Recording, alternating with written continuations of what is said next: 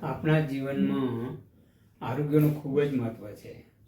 આપણા શાસ્ત્રોમાં, ખાસ કરીને જ્યોતિષ શાસ્ત્રમાં આરોગ્ય માટે જન્મના પહેલા દિવસથી જ ફિક્સ થઈ જતું હોય છે. આપણું જે લગ્ન કહેવાય, જેને શરીર કહેવામાં આવતું, પહેલું સ્થાન, પહેલા સ્થાનમાં ધારો કે બુધની રાશિ મિથુન હોય તો તે સમ પ્રકૃતિનો છે, વાયુ તત્વનો છે, અને બુધ પોતે પૃથ્વી તત્વનો ગ્રહ છે. એટલે વાત, પિત્ત, કફ, સમ અને વિષમ પ્રકૃતિ આહાર લગ્નવાળાને સૌથી વધારે અસર કરતી હોય છે.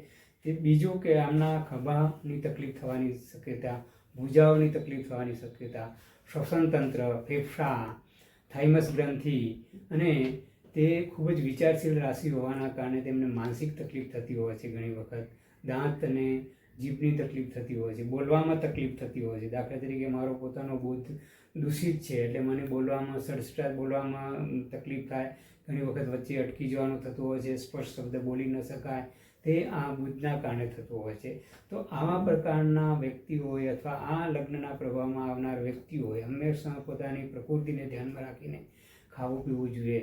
બુધ પ્રધાન વ્યક્તિઓએ અથવા મિથુન લગ્નવાળા લોકોએ બહુ બને ત્યાં સુધી અંકુરિત કઠોળનો ઉપયોગ કરવો જોઈએ, મગનો સૌથી વધારે ઉપયોગ કરવો જોઈએ, લીલા શાકભાજી, એવા ફળ કે જેને પાણીનો પ્રભાવ વધારે હોય, નારિયેળ છે તે થવું જોઈએ. થાઇમસ ગ્રંથિ ઉપર તેનો પ્રભાવ હોવાથી ખૂબ જ ધ્યાન રાખવું પડતું હોય છે. જ્ઞાન તંતુઓ બગડી જતા હોય છે, ક્યારેક સ્થિર થઈ જતા હોય છે.